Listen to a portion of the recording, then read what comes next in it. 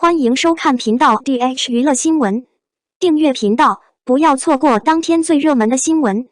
我们今天的时事通讯涵盖以下内容：30岁杨紫直播交流55分钟，颜值引发热议。央视前段时间说的肯定是对的。30岁对于杨紫来说是一个崭新的开始，作为一个出道已久的老艺人，的确，就连孙红雷这个学长对他也是满载赞誉，可见他在圈内路人圈中的知名度极高，能够赢得圈子里的人的大量尊重与他的某些性格确实密不可分。一开始，在一天后尘香片空降送行的情况下，有明显的暗部。据说孟子怡饰演的女配，她在剧中的出现无可挑剔地扼杀了冠军杨紫。看到这样一段紧追不舍的文章，当事人孟子怡顿时气急败坏地想通了，这不是靠别人帮忙的。本来想发个帖子解释的，幸好杨紫思路特别清晰，给了节目的答案，让孟子怡不要再发了。她明白，现在说多了，错了也不难了。随后，问题如他所料发生，群里无人接听，话音便落了下来。会上回顾杨紫对自己的帮助，孟子怡感激不尽，粗声说杨紫是个正派人。作为知名人士，杨紫喜欢帮助更多的年轻人，也喜欢参与公开的政府援助活动。就在其他手艺人前往高达品牌直播间的时候，杨紫也要去凑热闹了。来到与农业相关的公共政府援助直播，并在屏幕上出现了55分钟。在一次在30岁时，她的面部状况通常会引发热烈的讨论。唇纹明显干裂，首饰化身枷锁，两场直播差距大，整容直截了当。最重要的是，直播间里的照片都是真实的，而且好像没有加频道一样。灯光也受到限制，算不算点缀？不是那种扎眼的，不会影响颜值的差别，所以从这次直播看，状态是最清楚的。在未经综艺整顿的粗制滥造画面中，杨紫首先看到的是不可否认的风靡一时。在这个丰收的冬季，极易干燥，即使是大牌也难以摆脱唇纹。没想到粉丝们看到了，催促要给他们的金牛犊送唇药。然后是她的一般状态，对比和以往直播中的惊艳妆容，这一次的她显得格外轻松，牛仔和贝雷帽的搭配也极为正常。铁环银光闪烁，却又不过分惊艳。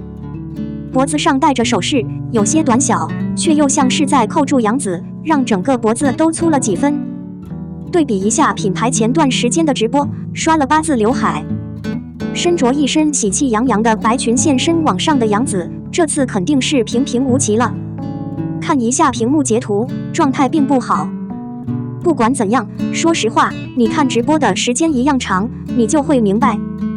别看妆容这么差，就好像她被短暂的拉进了直播间一样，猴子的担当和能量更是浑身从容。动比镜更热闹，杨紫的颜值还是很高的。央视前段时间评价她的任性是有道理的。从直播中看，杨紫显然是好奇卖产品，左看右看。镜头过来的时候，我故意笑得好笑，尽管我并不熟悉。不过，杨紫其实保持着随性的心态，在主播疯狂出品的时候，同样进行了跟踪。苹果上来的时候，好奇的杨紫抓了2堆。她把脸凑到前面，想闻闻香味，但镜头一拉近，她就谦虚地挪开了。看完全程直播后，她感动了。很明显，她没有静止中的疲惫感，非常的活泼可爱。这个考核地点，早在她在艾特的时候就被央视提到过。那时，她被描绘成满脸笑容和散发光芒，但现在看一看，她无疑是对的。作为身份较高的艺人，杨紫还在上升期，有稳定的工作安排，她亲口表示会先把专业归零。之前拍摄长情时，她就是那个勇敢的女人。我一般上班最早最晚回家，实际上我需要在留出机会的时候记录戏剧表演和材料。在专注的能量开放下，她出现在屏幕上时仍然看起来很棒，说明她的头脑肯定是清醒的，明白自己的幸福状态才是最动人的。02玉骨遥获得月度榜单第7名。对比男女主的存在，我更在意这3件事。介绍一个节目是困难的，在编排的时间段内，光是购买 IP、写剧本就足以让创作组压力山大。好不容易有了内容之后，如何招待艺人，组织团队又是一个棘手的问题。一些团队追求卓越，而仅仅计划一份工作就需要一段时间。有几个团体对于他们需要的男主角几乎坐不住了，只能推迟影片的开场。在启动之后，更多值得注意的问题尚未解决。有些人没有任何资产可以继续想象，结果是混乱的；有些可以有效记录，但通过预赛却变成了障碍。很遗憾错过了时间表。最后一个选项要说的就是前年鹅酱片单还没有播出的 S 级重磅主创玉骨遥。网络上流传着如此多的报道，太多的故事被证伪，年终学校开始不断消失。是否能继续执行较冷的季节文件，已成为一些观察者的假设。玉骨遥作为一部已经完成了相当长一段时间的交流之作，当然是有影响的。拍摄已经1年了，它实际上在月度榜单上排名第7，这在现在看来是一个不错的结果。论这部剧的无处不在，最大的莫过于男女主的优秀。综上所述，该节目的主题是合奏偶像戏剧化。不过，关于这部剧能不能长盛不衰，我比2位开车艺人的颜更担心这3件事。男女英雄都有一种明确无误的能量感，首要点是实力能否破解后期的变化，其次是 CP 感是否扎实。风华绝代的传奇女侠，最大的好处就是不可否认的少年倾向。肖战的眼睛虽然不是圆圆的葡萄眼，却格外的纯真。无论如何，内部双倍宽度是完美的，眼睛也足够出色，整个人的心理状态是光明的，这让他觉得够老了。任敏的理由是，他现在是个小孩子，没必要再为他洗白。鼻尖略微调整，使其更加脆弱，这就是两者的优点，可以无懈可击地破译早期的年轻高手和学生。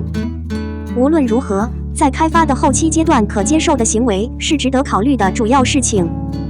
剧情后期，两人分道扬镳一段时间，凄惨至极，凄惨至极。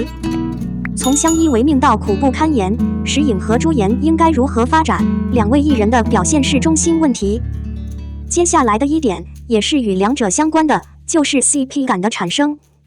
倾向于从星韩锦绣到苍兰诀的结局看，虽然正版 CP 不建议打包，不管怎么说，正版 CP 都能成功，说明剧中的角色够有活力的情侣。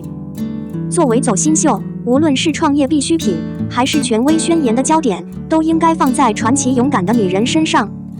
后来星光灿烂拍完，业内人士明显评价了。反观剧情，正是吴磊和赵露思的 CP 冲击，让这部作品出圈了。毋庸置疑，吴露的名气已经足够让人经常关注了。一个不错的剧情加上一个精良的 CP， 才能完成大片的准则。第三点，陈子涵曾吐槽仙侠秀中的单手手势。另外，第三点就是发展问题，以前大家都不太重视，现在变成了中心问题。沉香如麻和苍兰诀两部暑期剧，无论是行礼还是视角，我做了我自己的超凡处理，上一个是暴毙，最后一个选择水云天双手一垮，苍岩海捶胸顿足。尽管从一开始就有些奇怪，但无休止的前进是令人愉快的。两大火力秀之所以如此合而为一，理由是他们需要决定自己的处置方式。玉骨遥成员陈子涵在会上明显表示，觉得那些神仙被过度笼统了。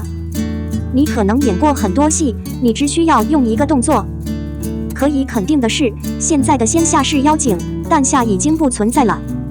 每次出招都是后期的点缀，怎么也感受不到那种宫风公子的厚颜无耻的感觉。好在团队真的很重视这部分，剧中的大场面都在素材中展示出来了。那我相信主旨不是预告片，分片也一定要精彩，才会精彩。03，肖战直接佛系，爆料将避开跨年夜，给新手足够大张旗鼓的机会。最近我在网上看到一个关于兔子区的话题，一些人保证肖战准备佛系，不参加跨年晚会，给新人足够的上台机会。更有识者，网上爆出肖战将在1年后举办如梦似幻展览。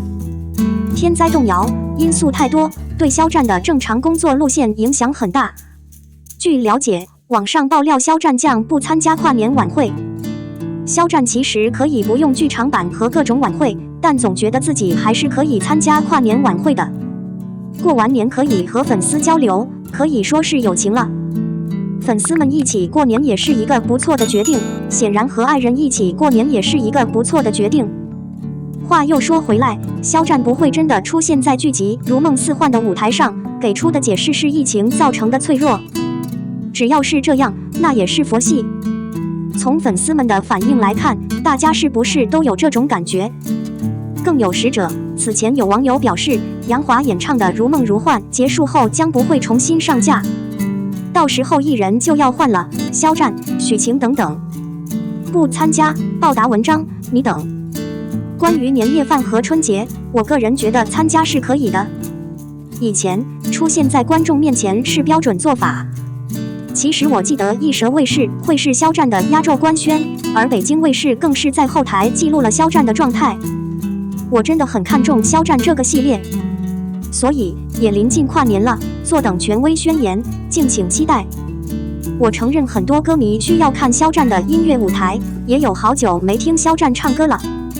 好歹一切都晦涩难懂，肖战本人此时还没有表态，期待肖战之后的精彩表现。肖战最初组织的玉骨谣是目前最受关注的。我们的新闻部分文此结束，欢迎把你们的想法留在评论区，大家一起讨论一下。欢迎，也别忘了帮我点个赞加关注谢谢大家。